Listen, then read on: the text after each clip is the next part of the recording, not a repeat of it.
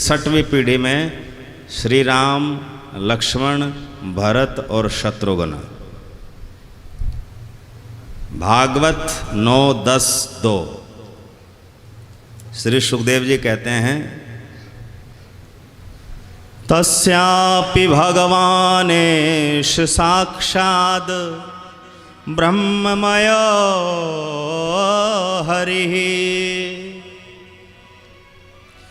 अंशांशेन चतुर्धागात् पुत्रत्वं प्रार्थितः सुरैः।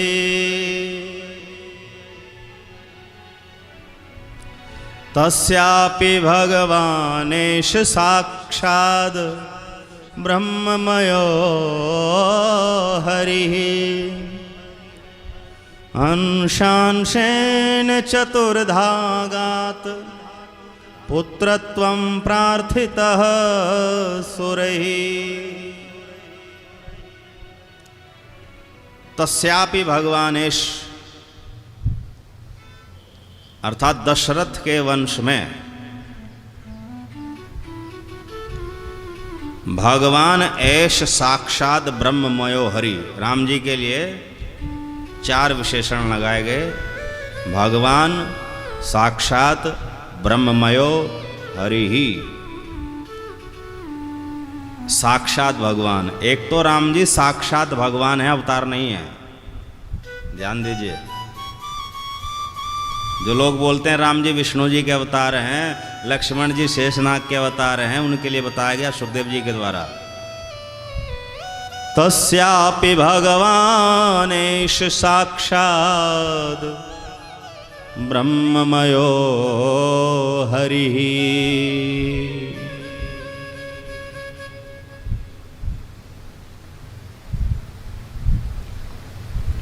श्री राम साक्षात भगवान हैं। ब्रह्ममयो हरि ही, और ये पर ब्रह्म हरि है। ये पर ब्रह्म हरि है, अवतार नहीं है। तो रहते कहाँ हैं? जिस अगर साक्षात भगवान है, पर ब्रह्म हरि है, तो रहते कहाँ हैं? ये रहते हैं वैकुंठ लोक के भी ऊपर, लक्ष्मी नारायण के लोक से भी ऊपर, अपने साकेत लोक में। राम जी का अपना एक लोक है, उसे कहते हैं साकेत लोक। उसी को अयोध्या धाम भी कहा जाता है। तो जो धरती पर अयोध्या है, उसी साकेत लोक का एक प्रकाश रूप है। वहाँ पर जो साकेत लोक है वो अनंताकार है, असीम है। धरती पर जो साकेत लोक है वो 84 कोस में है। साकेत भी ब्रज की तरह 84 कोस में ही है, उसकी भी 84 कोसी परिक्रमा होती है। किसकी? अयोध्या की। तो जो धरती पर अयोध्या के नाम से जाना जाता है, अवध के नाम से जाना जाता है, कौशल देश के नाम से जाना जाता है, वही आध्यात्मिक जगत में वैकुंठ से भी ऊपर साकेत लोक के नाम से जाना जाता है।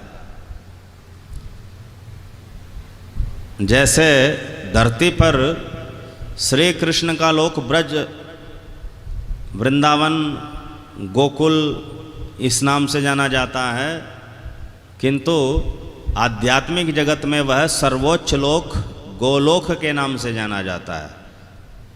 तो साकेत लोक के भी ऊपर है गोलोक, वृंदावन, कृष्ण लोक।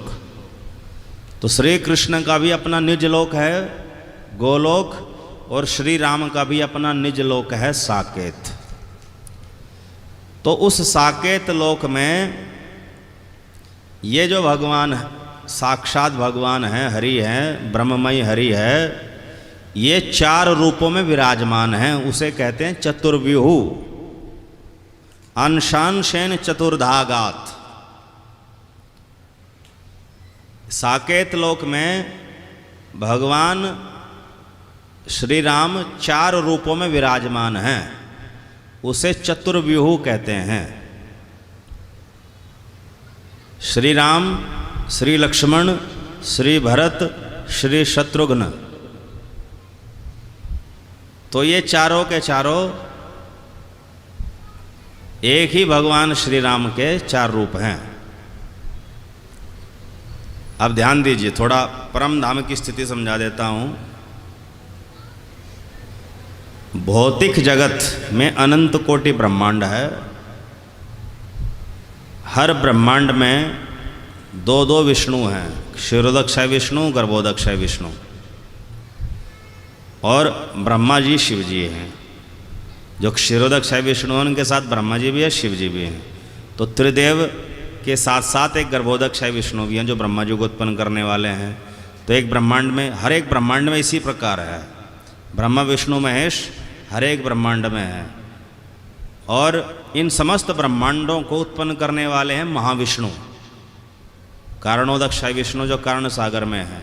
तो महाविष्णु एक है, गर्भोदक्षय विष्णु उतने ही हैं जितने की ब्रह्मांड, और क्षीरोदक्षय विष्णु उतने ही जितने की ब्रह्मांड। तो ये समस्त भौतिक जगत उत्पन्न भी होता है और नष्ट भी हो जाता है। तो इस भौतिक जगत से परे एक आध्यात्मिक जगत है जो न उत्पन्न होता न नष्ट होता। उस आध्यात्मिक जगत में मुख्य रूप से जितने भी लोक हैं वो सब वैकुंठ कहलाते हैं। उन समस्त वैकुंठों में एक महावैकुंठ भी है जो लक्ष्मी नारायण का वैकुंठ है। तो भगवान के जितने भी लीला अवतार हैं उस वैकुंठ में उन सबके लोक पहले से ही हैं। नरसिंह भगवान का भी लोक है उस आध्यात्मिक जगत में, नरसिंह भगवान का भी लोक है जैसे नारायण का वैकुंठ है। कूर्म भगवान का भी लोक है, कूर्म लोक। वराह भगवान का भी लोक है, वराह लोक। वहीं पर भगवान के और भी जितने भी अवतार हैं उन सबके लोक हैं। तो उन्हीं लोकों में श्री राम का भी एक लोक है, उसे कहते हैं साकेत लोक। तो यद्यपि साकेत लोक की जो स्थिति है वो मध्यवर्ती है। उसके ऊपर है गोलोक वृंदावन, नीचे है वैकुंठ, और बीच में है साकेत। तो इन तीनों ही जगह एक ही भगवान के चार चार रूप हैं। जो कृष्ण लोक है सबसे ऊपर, कृष्ण लोक तीन भागों में बटा हुआ है। केंद्र में गोलोक वृंदावन है, परिधि में द्वारका है। तो केंद्र और परिधि के बीच का जो क्षेत्र है उसमें मथुरा है, मथुरा लोक। तो एक ही कृष्ण लोक के तीन लोक हैं, गोलोक वृंदावन, मथुरा और द्वारका। तो गोलोक वृंदावन में श्री कृष्ण दो रूपों में हैं, एक का नाम कृष्ण है, दूसरे का नाम बलराम है। तो दोनों जो है गोप वेश में हैं, कृष्ण बलराम। अब जो मथुरा द्वारका है उनमें श्री कृष्ण चार चार रूपों में हैं। आदि वासुदेव, आदि संकर्षण। तो श्री कृष्ण आदि वासुदेव हैं और बलराम जी आदि संकर्षण हैं। तो जो धरती पर श्री कृष्ण के पुत्र बनते हैं प्रद्युम्न, वो वहाँ पर आदि प्रद्युम्न हैं। और जो श्री कृष्ण के पोते बनते हैं अनिरुद्ध, वो वहाँ आदि प्रद्युम्न हैं। तो ये कोई पुत्र पोता नहीं है, सब श्री कृष्ण के चार रूप हैं। तो कृष्ण लोक की मथुरा और द्वारका में श्री कृष्ण के चार रूप हैं, उसे कहते हैं प्रथम चतुर्व्यूह। क्या कहते हैं? प्रथम चतुर्व्यूह। व्यूह का मतलब नारायण मूर्ति रूप, और चतुर माने चार। तो श्री कृष्ण द्वारका मथुरा में कृष्ण लोक की चार रूपों में है, आदि वासुदेव, आदि संकर्षण, आदि प्रद्युम्न, आदि अनिरुद्ध। फिर यही वैकुंठ के आवरण में, प्रथम आवरण में चार वैकुंठ और है। वासुदेव का वैकुंठ, संकर्षण का वैकुंठ, नारायण का वैकुंठ, प्रद्युम्न का वैकुंठ और अनिरुद्ध का वैकुंठ। तो यहाँ पर ये चारों रूप चतुर्भुज रूप में हैं और ये द्वितीय चतुर्व्यूह कहलाता है। यानी महानारायण के वैकुंठ लोक के चारों ओर 4 वैकुंठ हैं और वो 4 रूपों में वहाँ पर वासुदेव, संकर्षण, प्रद्युम्न, अनिरुद्ध रहते हैं चतुर्भुज रूप में। तो ये उन्हीं के अंश हैं। किनके? जो द्वारका वाला चतुर्व्यूह है प्रथम, उसी के अंश है।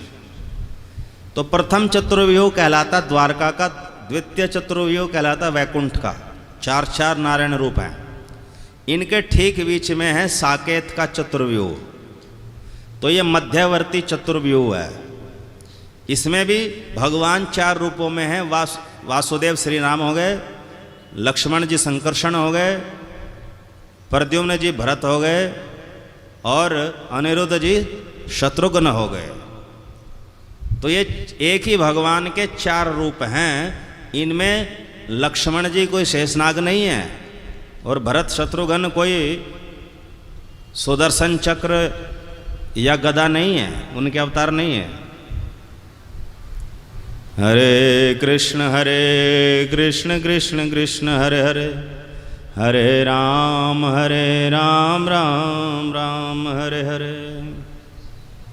तो कहने का तात्पर्य है कि एक ही साक्षात भगवान श्री राम जो 4 रूपों में वहाँ पर साकेत लोक में विराजमान हैं।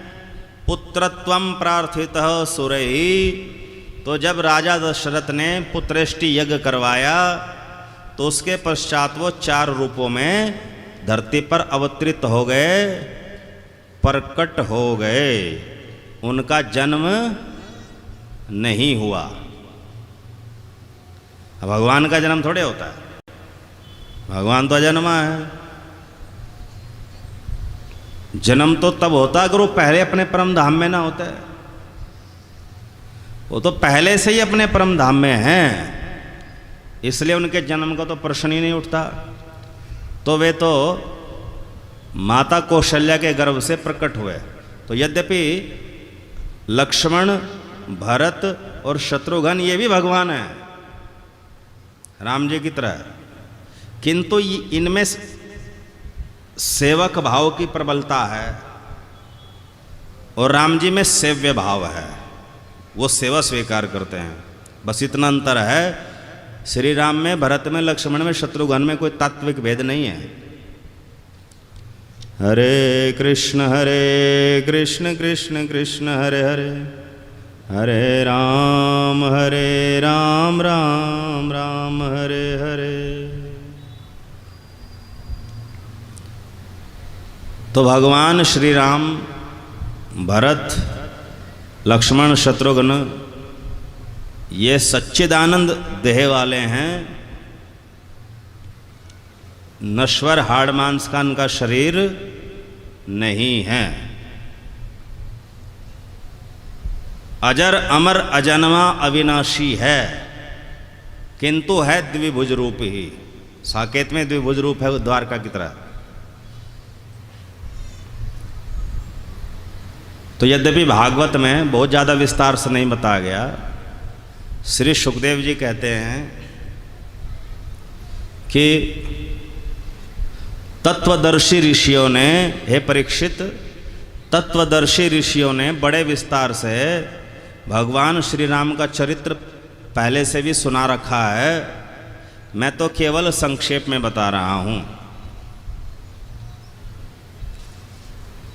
तो वाल्मीकि रामायण, श्रीमद् वाल्मीकि रामायण में श्री राम जी का प्रथम और प्रामाणिक चरित्र विद्यमान है,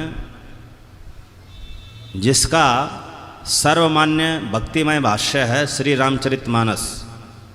तो श्री रामचरितमानस गोस्वामी तुलसीदास जी की रचना है और ये श्रीमद् वाल्मीकि रामायण का भक्ति भाष्य है। उसकी भक्तिपरक व्याख्या है सरल अवधि भाषा में। तो गोस्वामी श्री तुलसीदास जी की रचना को कई बार लोग रामायण कह देते हैं, तो रामायण नहीं है, और रामायण का भाष्य है, रामायण की अवधि टीका है। रामायण तो वाल्मीकि जी की है, प्रामाणिक मूल। तो तुलसीदास जी क्या कहते हैं राम जी के प्राकट्य पर?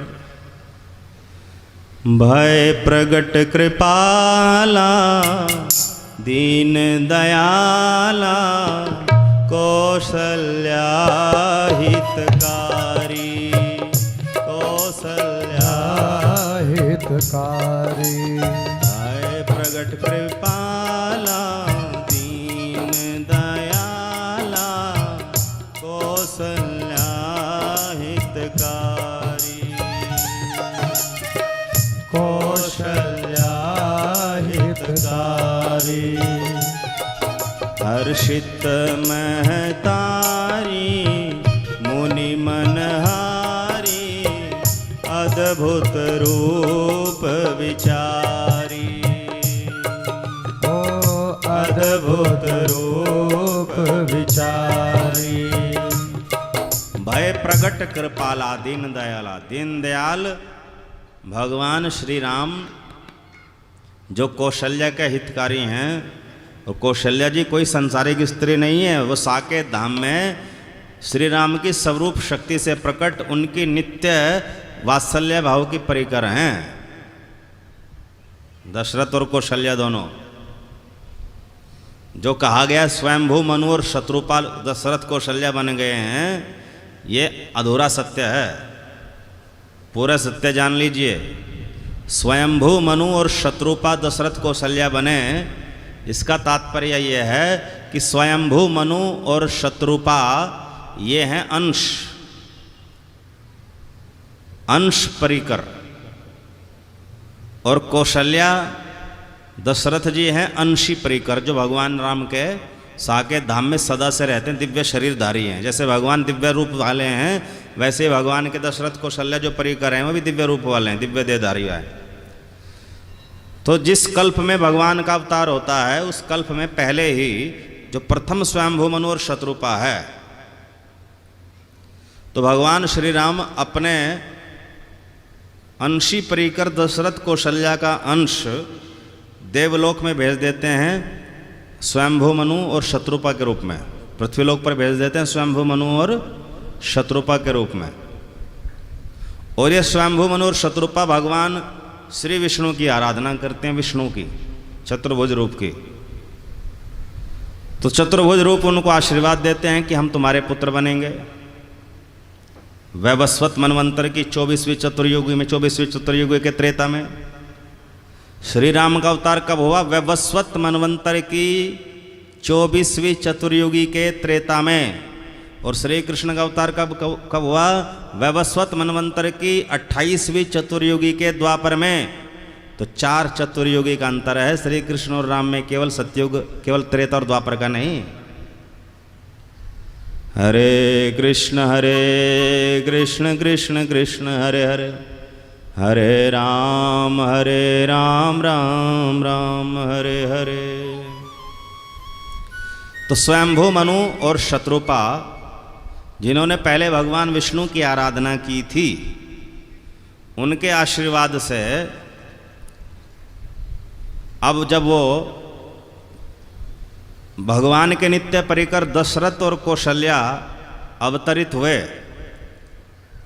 अयोध्या में, तो वे हैं अंशी, और स्वयंभू मनु और शत्रुपा थे अंश। तो वो अंश आकर के दशरथ और कौशल्या में विलीन हो गए, जहां से आए थे वहीं चले गए। और क्योंकि स्वयंभू मनु और शत्रुपा ने श्री विष्णु की आराधना की थी जो चतुर्भुज है, तो जब भगवान श्री राम अपने साकेत लोक से अवतरित हुए तो क्षीरोदक साई विष्णु भी उनके भीतर प्रविष्ट हो गए थे। तो वही क्षीरोदक साई विष्णु का चतुर्भुज रूप श्री राम ने प्रकट किया। उसी के लिए तुलसीदास जी कह रहे हैं, लोचन अभिराम तनु घन श्याम निज आयुध भुज चारी, निज आयुध भुज चारी। भूषण वन माला नयन विशाला शोभा सिंधु करारी, शोभा सिंधु करारी। लोचन अभिरामा, श्री राम का के जो नयन है बड़े सुंदर है, तनु घन श्यामा, और उनका शरीर नीले बादलों जैसा है।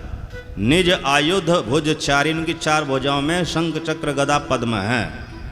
अर्थात श्री राम के विग्रह में श्री विष्णु का दर्शन हुआ, क्योंकि विष्णु अंश है और राम अंशी है।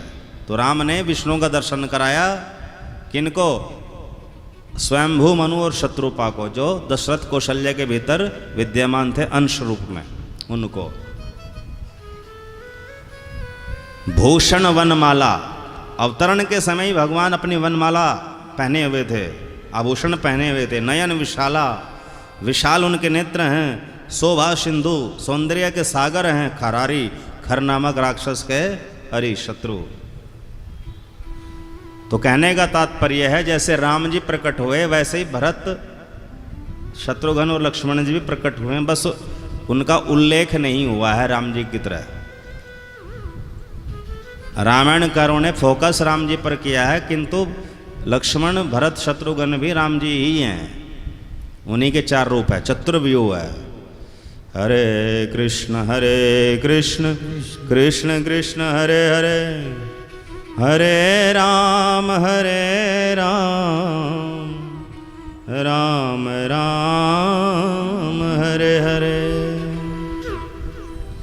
वैसे तो श्री सुखदेव जी ने भागवत के 9वें स्कंध के 10वें और 11वें इन 2 अध्यायों में भगवान श्री राम का संपूर्ण चरित्र संक्षेप में लिख दिया, वर्णन कर दिया 2 ही अध्यायों में।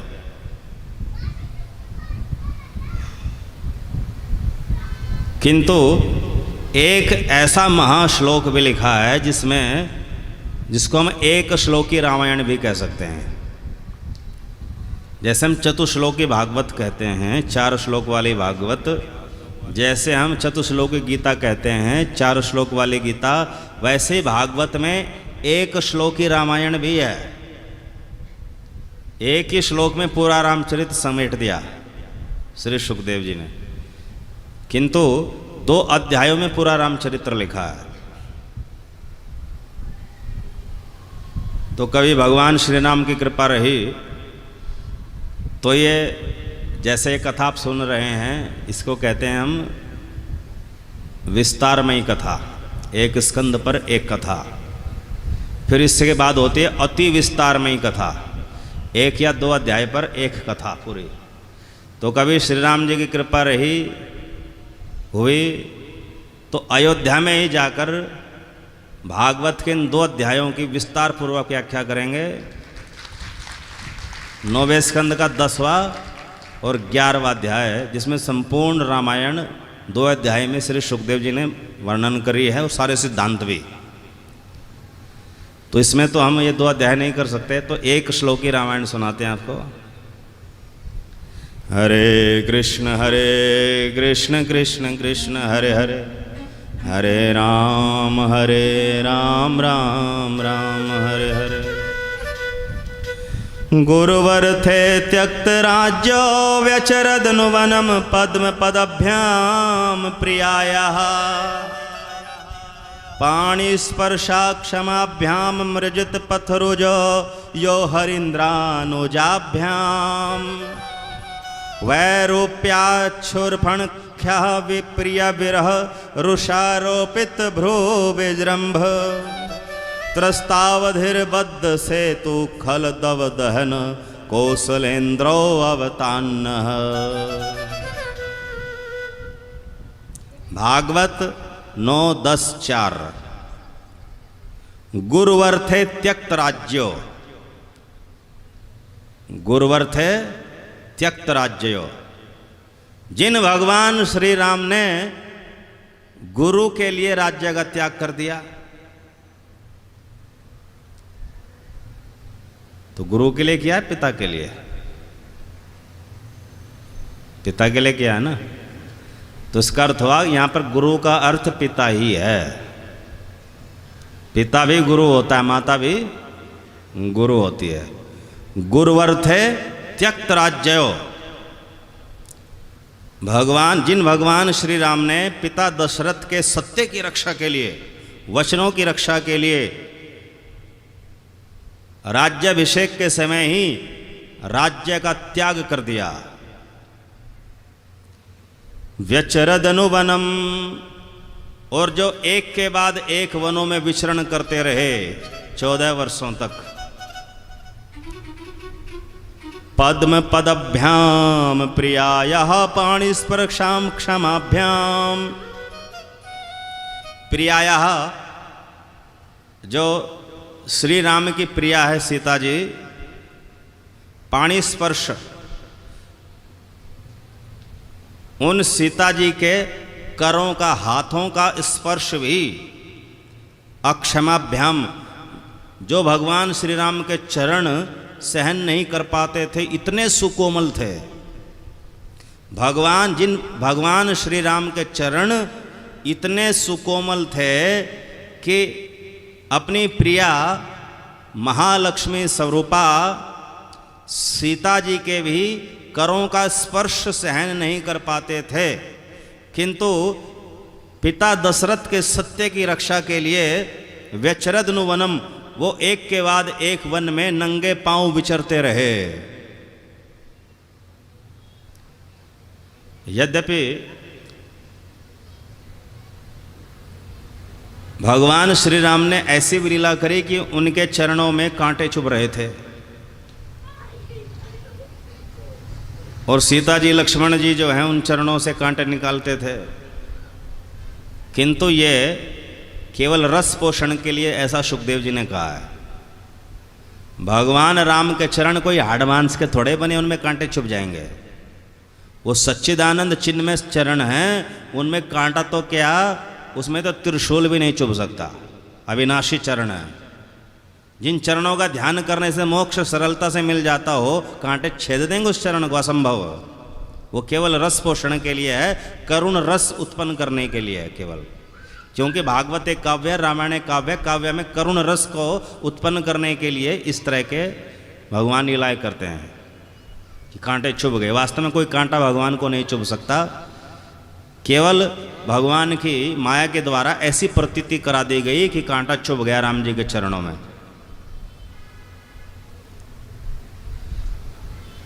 तो वे सुकोमल होकर के भी वज्र से भी कठोर हैं, सच्चिदानंद है, दिव्य है। तो उन्हीं चरणों की महिमा आगे कह रहे हैं सुखदेव जी। मृजित पथरुजो यो हरिंद्रानुजाभ्याम। जब वन पथ पर चलते चलते भगवान श्री राम के चरण थक जाते थे, अर्थात राम जी जब थकने की लीला करते थे, यो हरिंद्रानुजाभ्याम मृजित। हरिंद्र, हनुमान जी का नाम क्या लिखा है? हरींद्र। हरि के इंद्र, अर्थात हरि का अर्थ वानर भी होता है, वानरों के राजा, वानर अधिपति, वानर यूथ मुख्य। तो श्री हनुमान जी और अनुजाभ्याम और जो लक्ष्मण जी हैं, जब भगवान श्री राम के चरण थकने की लीला करते थे मार्ग में, तो हनुमान जी और लक्ष्मण जी चरण सेवा करते थे। तो वास्तव में राम जी के चरण थक नहीं सकते, वो तो केवल हनुमान जी को, लक्ष्मण जी को सेवा देने के लिए एक लीला मात्र करते थे, थकने की। वैरूप्याच्छूर्पणख्यः प्रिय विरह। रावण की भगिनी शूर्पणखा को विरूप करने के कारण, शूर्पणखा की नाक कान काटने के कारण प्रिय विरह, भगवान श्री राम ने सीता माता का भी विरह सहन किया, अर्थात सीता माता के लिए विरह लीला करी। क्यों? क्योंकि जब रावण ने सुना कि मेरी बहन के नाक कान काट दिए गए लक्ष्मण के द्वारा, तो रावण माता सीता का हरण करके ले गया। तो क्या सचमुच में सीता माता का हरण करके ले गया? सीता माता साक्षात भगवान की स्वरूप शक्ति है, महालक्ष्मी से भी बढ़कर है। वो लक्ष्मी का अवतार नहीं है, महालक्ष्मी से भी बढ़कर है, वैकुंठ वाली महालक्ष्मी से भी बढ़कर है, क्योंकि वो साकेत वासिनी है। उनका स्पर्श श्री राम के अतिरिक्त अगर कोई और करेगा तो तत्काल भस्म हो सकता है। और वे महाशक्ति है। रावण तो क्या, रावण जैसे सैकड़ों राक्षसों को चुटकियों में मसल सकती है सीता माता, इतनी बड़ी महाशक्ति है। किंतु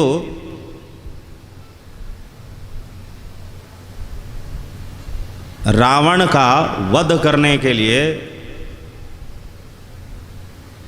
भगवान को लीला रचनी थी कि सीता का हरण हो। तो कूर्म पुराण में लिखा है कि भगवान श्री राम ने वास्तविक सीता माता को तो अग्निदेव को सौंप दिया कुछ समय के लिए, कि रावण वध के उपरांत में अग्नि परीक्षा की लीला का नाटक करूंगा, उसमें मैं पुनः सीता को आपसे ले लूंगा। तब तक के लिए सीता एक छाया सीता का रूप धारण करेगी, डुप्लीकेट सीता का रूप धारण करेगी। उस डुप्लीकेट सीता का ही रावण हरण कर सकता है, वास्तविक सीता का हरण करने की सामर्थ्य रावण में नहीं है। तो यद्यपि डुप्लीकेट सीता का हरण हुआ, किंतु एक तरह से कलंक तो वास्तविक सीता को ही मिला, क्योंकि वो डुप्लीकेट उन्हीं की थी। हरे कृष्ण कृष्ण कृष्ण हरे हरे, हरे राम राम राम हरे हरे। तो रावण छाया सीता का हरण करके लंका ले गया।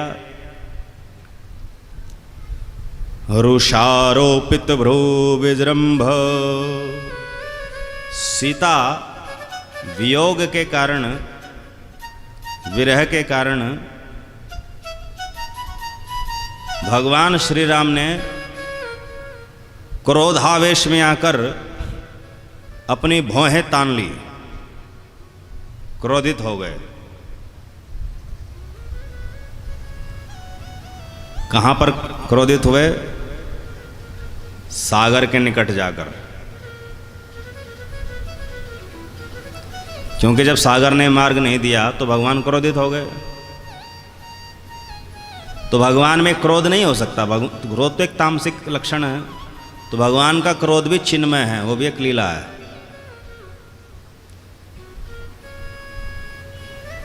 त्रस्तावधि, तो भगवान के क्रोधावेश को देखकर सागर का देवता जो वरुण है वो भी भयभीत हो गया, डर गया। बद्ध सेतु, फिर भगवान श्री राम ने उस सागर पर सेतु का निर्माण कराया, वानरों भालू आदि की सहायता से। अब कोई सोच सकता है कि भगवान राम ने वानरों भालुओं की सहायता क्यों ली?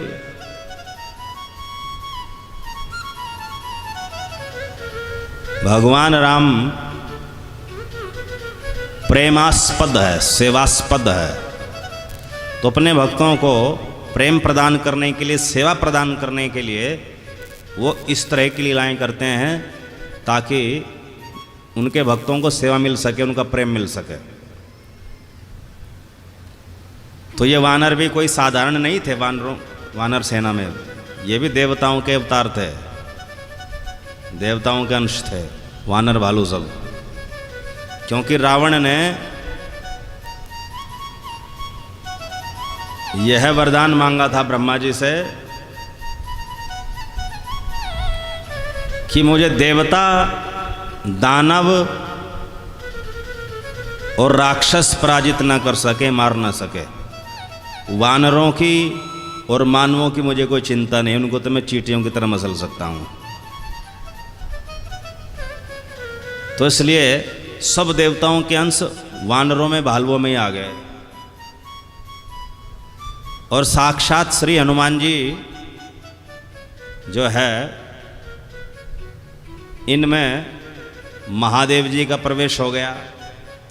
हनुमान जी साकेत लोक के नित्य सिद्ध परिकर हैं राम जी के। उनकी स्थिति पहले से ही है साकेत लोक में। ऐसा नहीं कि शिव जी हनुमान जी बन गए हो। जैसे विष्णु जी राम जी नहीं बने तात्विक दृष्टि से, वैसे शिव जी भी हनुमान जी नहीं बने। हनुमान जी तो पहले से ही भगवान के परम धाम में है, साकेत में है। तो हनुमान जी के भीतर 11वां रुद्र प्रवेश कर गया, जो कि हनुमान जी का ही अंश था पहले से। जैसे दशरथ कौशल्या के अंश स्वयंभू मनु शत्रुपा पहले आ गए थे, वैसे साकेत लोक से हनुमान जी के अंश 11वें रुद्र के रूप में पहले ही आ गए थे। तो जब हनुमान जी का अवतरण हुआ तो 11वां रुद्रांश जो है वो हनुमान जी के शरीर में प्रवेश कराया गया, अंश अंशी एक हो गए। तो इसलिए कह दिया जाता है कि शिव जी जो है वो हनुमान जी बन गए। वास्तव में हनुमान जी की स्थिति शिव जी से परे हैं, रुद्र से परे हैं, ऊपर है। हरे कृष्ण कृष्ण कृष्ण हरे हरे, हरे राम राम राम हरे हरे। तो शिव जी हनुमान जी के रूप में एक वानर के रूप में हैं, और भगवान विष्णु नित्य निराकृति श्री राम के रूप में है। नित्य निराकृति श्री राम तो पहले से ही नर जैसे ही, उनके भीतर विष्णु जी प्रवेश कर गए। तो विष्णु जी और शिव जी ने भी श्री राम और श्री हनुमान जी के चिन्मय देह के माध्यम से इस युद्ध में भाग लिया। तो इस युद्ध में भगवान विष्णु ने राम जी के शरीर में आविष्ट होकर और 11वें रुद्र ने हनुमान जी के शरीर में आविष्ट होकर के अपना पराक्रम दिखाया।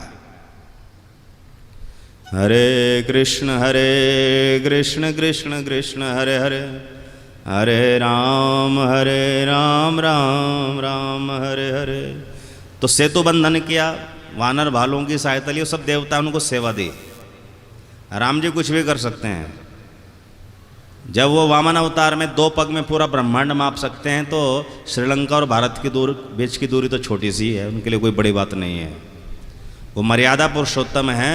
मानव मर्यादा, मानव की सीमा से बाहर जाना नहीं चाहते, अन्यथा चले जाएं तो कुछ भी कर सकते हैं। उनके लिए कुछ असंभव नहीं। बाद में सुखदेव जी इस रहस्य का उद्घाटन करेंगे कि भगवान ने वानर भालुओं आदि की सेवाएं क्यों ली, उनकी सहायता क्यों ली। खल दव दहन, दुष्ट रावण और उसके समस्त दुष्ट परिवार को भगवान श्री राम ने श्रीलंका में जाकर के उसी प्रकार नष्ट कर दिया जिस प्रकार दावाग्नि जंगल की आग उस जंगल में विद्यमान अजगर और सांपों को नष्ट कर देती है। ऐसे श्री राम ने रावण का समूल नाश कर दिया श्रीलंका में जाकर। कौशलेंद्रो अवतान्नः, वही कौशलेंद्र भगवान श्री रामचंद्र हमारी रक्षा करें। यह है एक श्लोकी रामायण। एक श्लोक में ये रामायण है।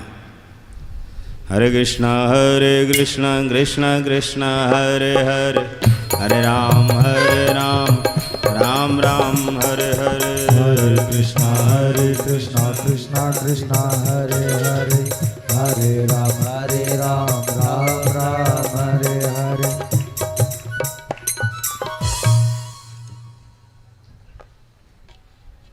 किंतु रामायण तो 24,000 श्लोकों में है। श्रीमद् वाल्मीकि रामायण 24,000 श्लोकों में है। भागवत तो 18 में ही ऐसे बड़ी है। रामा रामा रटते रटते बीती रे उमरिया। रामा रामा रटते रटते बीती रे उमरिया। रामा रामा रटते रटते बीती रे उमरिया। रामा रामा रटते रटते बीती रे उमरिया। रघुकुल नंदन कब आओगे, रघुकुल नंदन कब आओगे, शबरी की डगरिया। रामा रामा रटते रटते बीती रे उमरिया। रामा रामा रटते रटते।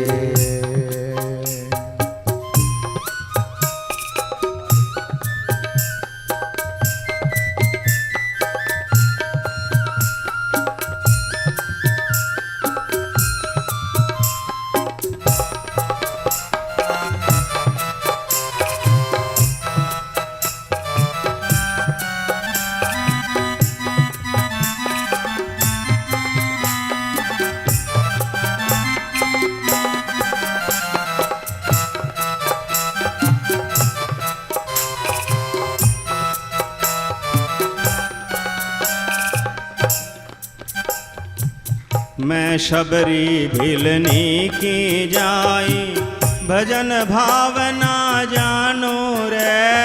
भजन भावना जानो रे, भजन भावना जानो रे। मैं शबरी भिलनी की जाई, भजन भावना जानो रे। भजन भावना जानो रे। भजन भावना जानो रे, भजन भावना जानो रे। राम तुम्हारे दर्शन के हित, वन में जीवन पालो रे। वन में जीवन पालो रे। वन में जीवन पालो रे, वन में जीवन पालो रे। राम तुम्हारे दर्शन के हित, वन में जीवन पालो रे। वन में जीवन पालो रे। वन में जीवन पालो रे, वन में जीवन पालो रे। चरण कमल से पावन कर दो, चरण कमल से पावन कर दो, चरण कमल से पावन कर दो। दासी की झोपड़िया। रामा रामा रटते रटते बीती रे उमरिया। रामा रामा रटते रटते बीती रे उमरिया। ओ रघुकुल नंदन कब आओगे, शबरी की डागरिया। रामा रामा रटते रटते बीती रे उमरिया। रामा रामा रटते रटते बीती रे उमरिया।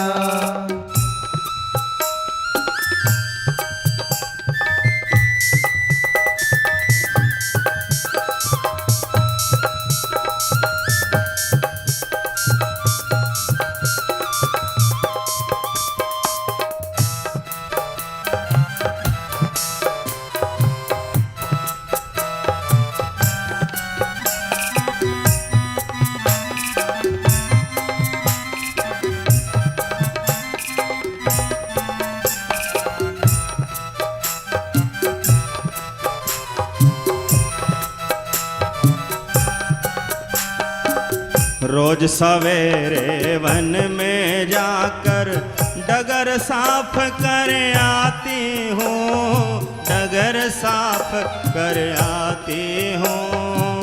डगर साफ कर आती हूँ, डगर साफ कर आती हूँ। रोज सवेरे वन में जाकर डगर साफ कर आती हूँ, डगर साफ कर आती हूँ। डगर साफ कर आती हूँ, डगर साफ कर आती हूँ। अपने प्रभु के खातिर मैं फल चख चख करके लाती हूँ, चख करके मैं लाती हूँ, चख चख करके लाती हूँ, ओ चख चख कर मैं लाती हूँ। अपने प्रभु की खातिर मैं फल चख चख करके लाती हूँ, चख चख करके लाती हूँ, चख चख करके लाती हूँ। क्या प्रभु मुझको भूल गए तुम, क्या प्रभु मुझको भूल गए तुम, क्या प्रभु मुझको भूल गए तुम, लीनी ना खबरिया।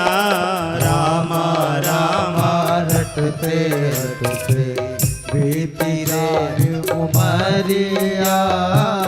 रामा रामा रटते रटते बीती रे उमरिया। रघुकुल नंदन कब आओगे, शबरी की डागरिया। रामा रामा रटते रटते बीती रे उमरिया। ओ रामा रामा रटते रटते बीती रे उमरिया। रामा रामा रटते रटते बीती रे उमरिया। रघुकुल नंदन कब आओगे, रघुकुल नंदन कब आओगे, रघुकुल नंदन कब आओगे, शबरी की डागरिया। रामा रामा रटते रटते बीती रे उमरिया। रामा रामा रटते रटते बीती रे उमरिया। और एक दिन श्री राम जी आ ही गए, शबरी के झूठे बेर खा ही लिए। झूठे फल शबरी के खायो, प्रेम विवश रघुराई। सबसे ऊंची प्रेम सगाई, सबसे ऊंची प्रेम सगाई, सबसे ऊंची प्रेम सगाई। सबसे ऊंची प्रेम सगाई। झूठे फल शबरी के खायो, झूठे फल सबरी के खायो, झूठे फल शबरी के खायो। झूठे फल सबरी के खायो।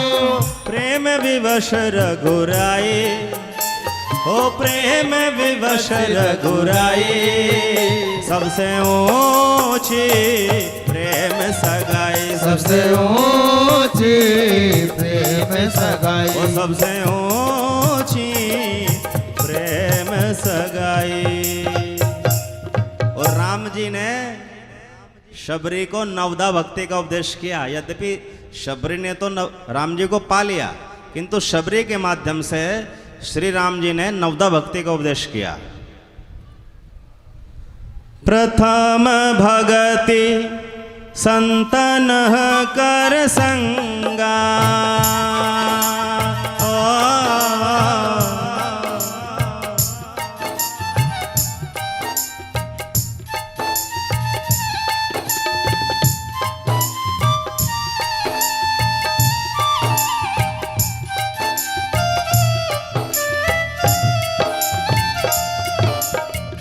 प्रथम भगति संतन कर संगा। ओ दूसरी रति मम कथा प्रसंगा। राम सिया राम जय जय राम।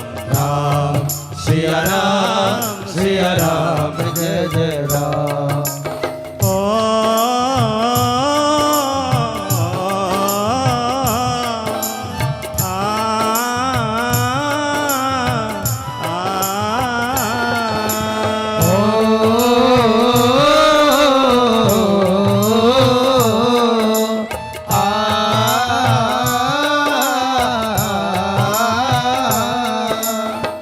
प्रथम भगति संतन कर संगा।